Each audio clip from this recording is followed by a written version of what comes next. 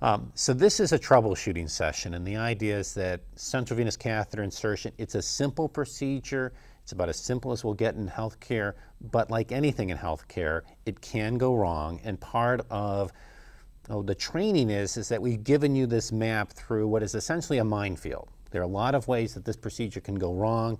You need a map to get you through, but my bet is at some point you're probably going to step off the beaten path, understanding how it can go wrong and your recovery strategies. And so the first part is a sterile prep. So you get your sterile prep marker or your ChloraPrep. You're going to prep an area. I oftentimes chide people for prepping too small an area. I don't chide people for too big an area. So it's actually hard to prep too big an area. You definitely want to have enough room, because when you put on the drape, and I'm going to use the paper napkin as I call it, you want to make sure that it's quite easy to hit your spot, that you don't want to be moving it back and forth afterwards, because that's one of the problems that you'll contaminate your procedure. The other is if you see the paper napkin, you want to throw it out. The problem with the paper napkin is that when we get further into the procedure and you have the wire is exceeding the edge of the paper napkin, okay? And that wire will come and it will find, the halfway through your chest, your upper arm. This is what maximum sterile barriers really buy you, is enough room so that you don't have to worry about this wire coming and hitting something. That's why you wear a sterile gown. That's why you cover your chest, and that's why we have the bigger drape. So if you find the paper napkin, your job is really to wad it up and throw it away. And when you're doing your prep, it takes the manufacturer would say, minute, okay, for the alcohol within the prep stick to dry. And so when you prep, you don't want to be putting your drape right on top of that, because it's wet, the drape won't stick. That's the time that after you've prepped, that you spend some time getting everything else ready, putting on your gown and gloves, and using that time to do something constructive while you're waiting for this to dry and actually become a sterile field. So again, this is the white paper napkin drape. If you see it, you want to wad it up and throw it away. I'm just going to use it for a demonstration. It's sort of interesting to think, why the small drape? And the answer is that, what do you think one of these costs? I can tell you the entire kit costs about $25 to $30, which means inside this kit, this drape is probably on the order of 25 cents to 50 cents. So this is the quarter drape. The big drape that you actually are supposed to use during the procedure, it might cost $1, okay? And when we're showing how the wire sticks out, and if you're not wearing the gown, so the gown costs $1, the gloves cost $1, all these things to prevent a central line infection might add up to $5. The cost of a central line infection, I like asking this question to get sort of a ballpark as to what people think it is. It's about $40,000, okay? And so if you contaminate your gloves, if you contaminate your gown, if you drop the big blue drape and you think, I'll just use the paper napkin this time, you're basically saving a couple bucks for the risk of $40,000. Not a very good bet in any financial market. So again, if you need to use more supplies, the patients will thank you. Gaining access. When you stick the needle in, the good news would be that you get a blood return, you've hit the vein. The bad news is that you can hit something else. And honestly, the structure that you can hit is the nearby artery. And so the question becomes, how are you going to recognize that you've punctured the vein and not the artery? Because if you do this procedure 5 times, yeah, you might hit the vein 5 times in a row. But if you do it 100 times, my bet is at some point you will stick the artery, and the big thing is recognizing that you've stuck the artery. And the clues are, it spurts blood. Okay, it's under high pressure. The other is that the blood typically is a brighter red than venous blood. And the third clue is, if you're using ultrasound or some sort of other form of guidance, you'll actually see where the needle tip is, and hopefully you've gotten to the right structure. So the key that you have to ask yourself is, after you stuck the needle in and you're getting blood back, is this a possibility that I've actually stuck the artery? And again, you're going to use your cues. The problem, though, is that you'll be in situations where you don't have the cues. If the patient's coding has no blood pressure, all their blood's blue, and even if you're using guidance, you can still stick the artery and not know it. And so in those cases, really what we said, if this is a flat-out code, in many cases it's better to go stick the groin, because if you get the artery in the groin, it's regrettable. Okay, but it's not catastrophic. If you stick the artery, if you put your catheter with the dilator and with the catheter eventually, and you leave it in the carotid artery, that is a catastrophe.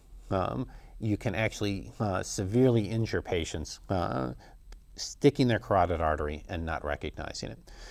So again, you're going to use 3 cues to try and recognize what vessel you stuck, and if it is the time that you stick the carotid artery, hopefully you'll recognize it. Everybody puts their finger over it, okay, because it's already spurting blood.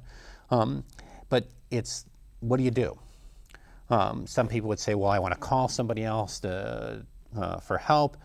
Really, it is the time that you need to scratch your head and say, I checked the coags before I did this procedure, and they're okay, and therefore I can remove the needle, hold pressure, and again, it's regrettable that you stuck the carotid artery with an 18-gauge needle, but it's not a catastrophe. Pulling out and holding pressure is a perfectly good recovery strategy.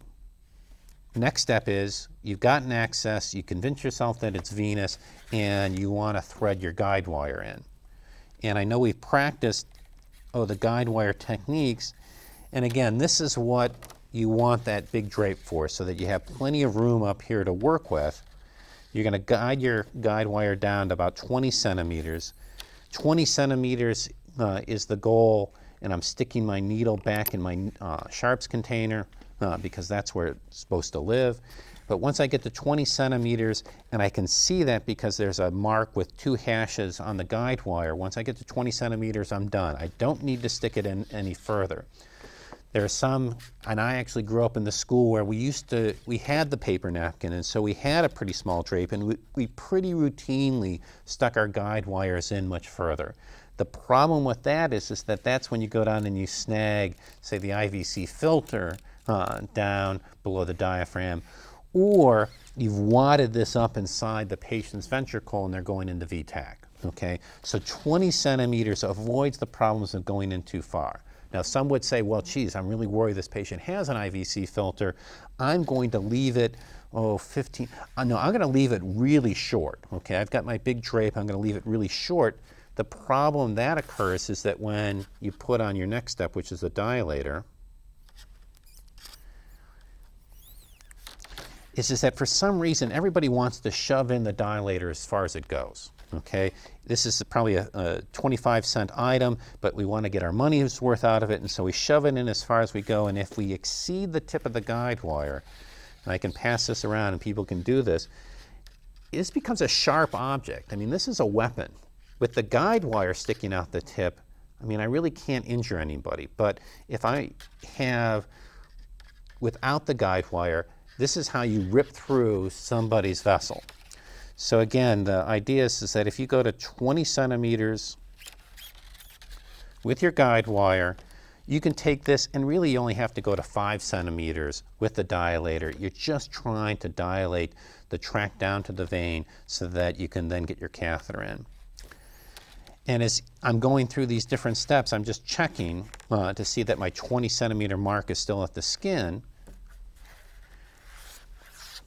And then I've threaded on my catheter. And again, it feels sort of weird to have this much wire sticking out, but again, that's why you want a big sterile field up here so that you have this room to work. And it's almost by magic, and it's a design system that if I left it at 20 centimeters, the back end of the wire basically magically appears out the back end of my catheter. I slide my catheter into 15 centimeters, and 15 centimeters is the mark. I pull it out and I'm done. So one of the big reasons we put together this course was the problem with retained guide wires, and a lot of different ideas about what was leading to retained guide wires. And I'm going to walk you through the steps if you want to leave a guide wire inside somebody. This is how you do it. The first problem that we believe is that people were routinely going past 20 centimeters. They didn't believe anything that we were telling them, and they had the short paper napkin drape up here. And so there's a crew that would routinely leave only a small amount of guide wire sticking out. Okay, so that's failure number one. That's stepping on the first mine, and it hasn't really exploded yet. The second was not recognizing that problem when they went to thread the guide wire on. And again, if you're at 20 centimeters, it's like magic, okay? I'm at the 20 centimeter mark, the back end of my guide wire sticking out the brown hub. No matter what I do, if I start threading in this catheter, I won't have a catastrophe. But again, if you stepped on the first mine and keep going deeper into the minefield, you'll be at 40 centimeters, you stick the catheter on, and now you're sliding. And if you notice now when I push in the catheter, the guide wire moves back and forth, okay? If I go to 15 centimeters, I've got the guide wire in a good distance.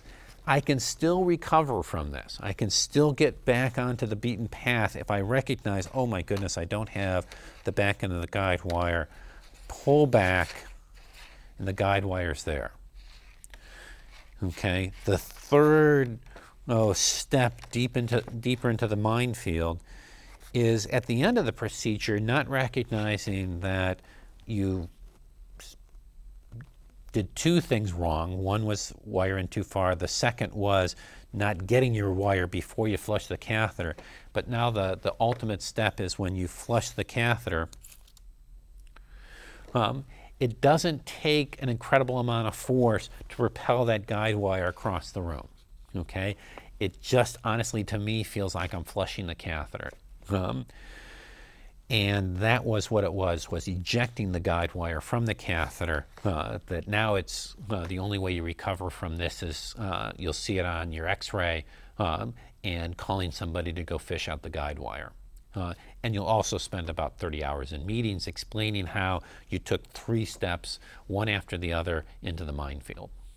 So 2 other problems that occur are difficulty advancing the guide wire and also having difficulty pulling it back. So the keys when you're trying to advance is recognizing how much wire you've got in before you're having difficulty advancing. So if you can't get to the 10 centimeter mark on your guide wire, the needles in these kits on the order of 5 to 7 centimeters long, and so if you can't get to 10, it's probably you're having difficulty when the wire is trying to come out the needle and get into the vein. And so one of the most common things is that your needle's no longer in the vein, okay? Rather than forcing a guide wire when your needle is no longer in the vein, it's better often, well, if you got ultrasound, you can check, but if you don't, you might as well start over, okay? You've invested, some time, but if you're not getting it in and you're not inside the vein when you're advancing a guide wire, you're going to create more trauma and more problems rather than simply starting over and getting a clean stick. This other would be is that you're past the 10 centimeter mark, but you can't get to 20, okay? So you're halfway down, you're inside the venous system, and it goes back to when you were discussing this procedure with the patient, getting set up for the procedure, having a history. If this is a dialysis patient, they've had all their catheters on one side and you're trying to stick it again on the same side, it's possible that they've got scar tissue inside a vein that's blocking, and that's why your wire won't go centrally, okay? And so it goes back to, having the right patient population to do this procedure rather than trying to do this as a bedside procedure in the most difficult patients. We definitely struggle. I've got fluoroscopy. I can see what's going on inside patients. to get my wire through a narrowing or even push it through an occlusion. You can't do that at the bedside. So if you're having trouble getting to 20 centimeters, sometimes it is abandoning and going to another spot. And you start to pull your wire and for some reason it doesn't come back. One possibility is that you ignored everything that we taught you and you went down and you put your wire in so far that you've snagged the IVC filter. You'll recognize that by the fact that you have very little wire sticking out. If you look at it at 15 centimeters, the wire's at 20, there's a lot of wire sticking out. The other possibility is that you're trying to pull your wire out, is that it is possible if you're going back and forth with your wire, the wire can bend on itself. It can actually even wrap around itself and not. Okay? And so when you try and pull this back through the catheter, it won't come. That occurs, extremely infrequently, less than once a year, but it is one of the possibilities. If you've unfortunately gone and snagged your IVC filter, the wrong answer is to pull back harder.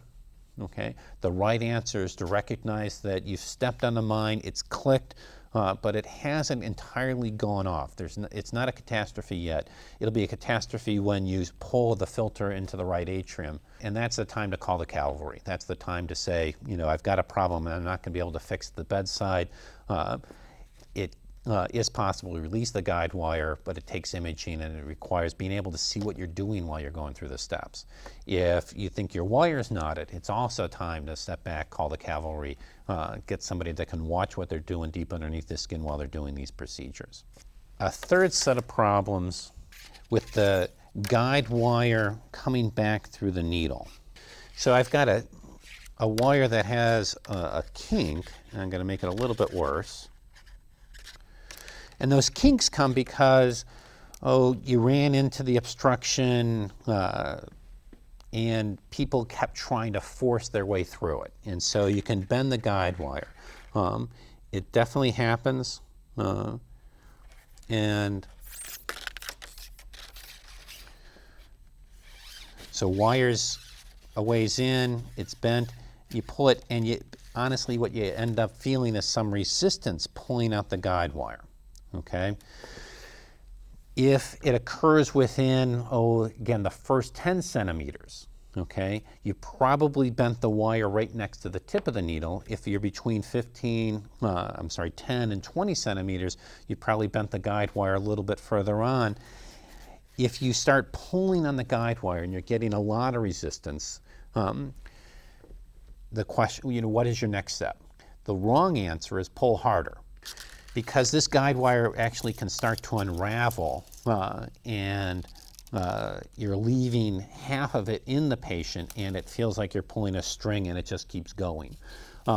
You are about 10 seconds away at that point from another type of catastrophe, which is the retained foreign body, where you fractured the guide wire and you're going to leave a segment inside the patient.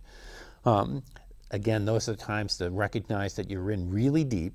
You've stepped on the landmine, it's clicked, it's about to go off, but you can still have a recovery strategy if you're willing to step back and say, this is bad, I need to call somebody for some help.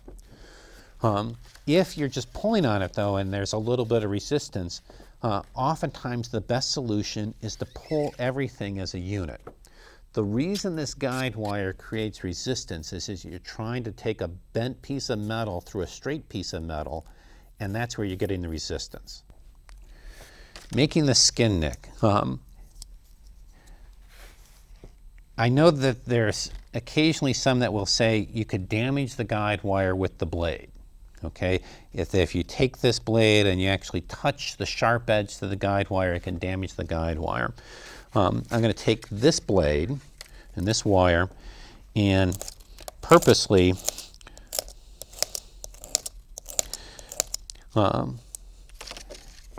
I've really abused it, and running my fingers along it, I can sort of feel where I was trying to saw this guide wire in two.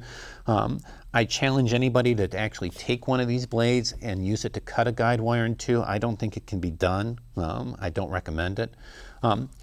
So guide wires are tough. And so when you're making your skin nick, my opinion is that it makes sense to be right next to the guide wire, because that's the path that you need to open up for the dilator and for the catheter. Nobody is born knowing how to do this procedure, okay? We learned it because we went through training, and unfortunately some of that training really revolves around making mistakes and recovering from them. And so if you uncover a mistake, we want to hear about it so that we capture this knowledge and incorporate it into a course.